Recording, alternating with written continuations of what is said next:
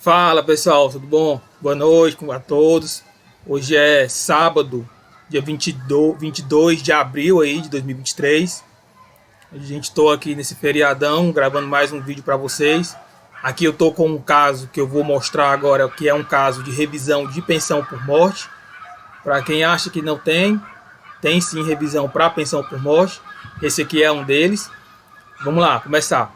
Esse caso aqui, de uma cliente do escritório, ela compareceu no escritório em fevereiro, contou que recebia um salário mínimo de pensão por morte.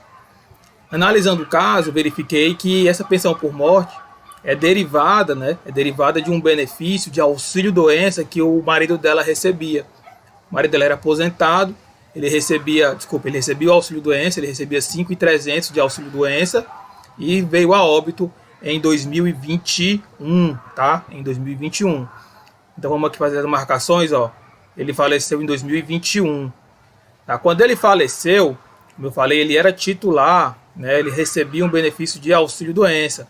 A renda dele eu cobri aqui, mas era mais ou menos R$ 5.300, algo mais ou menos nesse sentido aqui.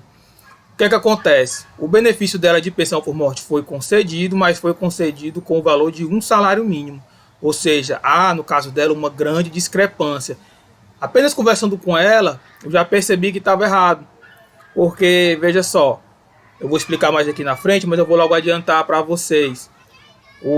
A pensão por morte, ela é calculada com base no valor da aposentadoria por invalidez. Ainda que o cidadão não seja aposentado por invalidez, esse benefício de pensão por morte é calculado como se fosse derivado de uma aposentadoria por invalidez. Isso quase que sempre. Para fazer esse cálculo, o artigo 23, tá? 23 da Emenda Constitucional 103 de 2019, que é a reforma da Previdência, ela vem lá com uma informação de que a pensão por morte ela é 60% do valor de aposentadoria por invalidez, tá? Para quem não sabe, a aposentadoria por invalidez, ela já é 60% da média salarial do cidadão. Então veja só, esse caso aqui específico, né? Se ele recebia 5.300 no cálculo da aposentadoria por invalidez, a gente começaria a calcular a pensão por morte ali mais ou menos em 60%, né, de mais ou menos 3.500. Então a pensão por morte dela seria calculada com base mais ou menos nesse valor aqui de 3.500. Ora, 60% de 3.500, obviamente, não dá um salário mínimo, dá quase 2 salários mínimos, né? Dá quase 2 salários mínimos. Então, conversando com ela, sem nem fazer cálculo, eu percebi já na hora que havia aqui um erro, um equívoco por parte do INSS. Para você ver, ela foi no INSS, foi concedido benefício com valor reduzido, com valor errado. Ela fez sozinha o pedido de revisão de benefício, ficou um ano nessa peleja, agora mais de um ano. O óbito foi em 2021, estamos em 2023, então já está há 2 anos e 3, 4 meses recebendo o benefício com o valor errado, tá? Talvez se ela tivesse procurado a gente antes, teria dado para resolver mais rapidamente. Mas vamos lá. Então o que acontece? A gente está aí com o benefício de valor errado. O que acontece? Aqui eu vim explicar.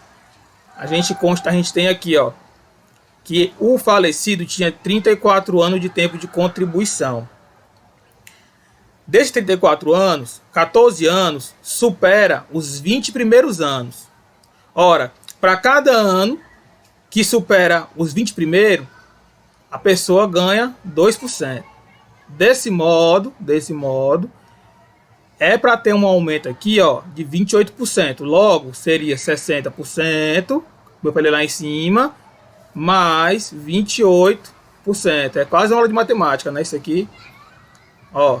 Então, o valor da pensão por morte dela é calculada em cima de 88% do benefício de aposentadoria por invalidez. Ora, então a aposentadoria por invalidez seria mais ou menos R$ 4.928. 60% desse valor aqui é o valor da pensão por morte. Então veja a diferença. Essa mulher aqui recebe um salário mínimo. Esse valor de R$ 2.956 que vocês estão vendo aqui, ó, esse valor aqui é um valor referente a 2021, tá? A 2021, a janeiro de 2021. Hoje, para 2023, esse valor é muito maior. A gente sabe, inclusive, que tudo aumentou de preço. Por quê? Porque a inflação, a correção monetária foi grande. Então, esse benefício dela aqui, ó, ele deve ter um acréscimo aí de algo em torno de uns 15% aproximadamente ainda, para o valor de hoje, né? Sem contar os atrasados dela desde a época do óbito. Ela tinha feito um detalhe, ela tinha feito pedido de revisão administrativa no INSS e lá foi indeferido. Então, foi concedido pelo INSS, mas a revisão, o pedido que ela fez foi negado pelo INSS. Então, vamos aqui, ó. Então, esse foi o processo dela que a gente fez. Atualmente, esse processo dela está concluído para a sentença, mas não tem nem muito o que discutir, tanto é que esse é um processo que eu fiz com um dos menores processos que eu fiz com o menor número de páginas possíveis. Olha só, 27 de março a gente protocolou esse processo e já está aí, ó, diferença, 102 mil. E olha só, hoje é dia 22 de abril e esse processo está concluído para a sentença, ou seja, é um processo que entre o protocolo e ele ficar concluído para a sentença, ou seja, entrar na fila de sentença, chama de concluído para a sentença, é entrar na fila de sentença, não demorou aí nem um mês, tá? Nem um mês para entrar na fila de sentença. A sentença vai depender muito da vara, mas em média aí a gente estipula mais ou menos de 4 a 8 meses, a depender do juiz. O processo dela, eu acho, está na 28ª vara, deve demorar em torno de uns 4 a 5 meses, então. Então pronto, esse aqui foi um processo, 6 páginas, a nossa petição inicial ficou com 6 páginas, foi um processo bem enxuto, bastante enxuto que a gente fez. Não gosto muito de enrolar nos processos, principalmente quando eles são mais simples. Aqui no caso dela é só um processo que envolve cálculo, e o cálculo foi feito lá em cima, apresentado. Tanto é que eu menciono aqui, inclusive, onde é que tá?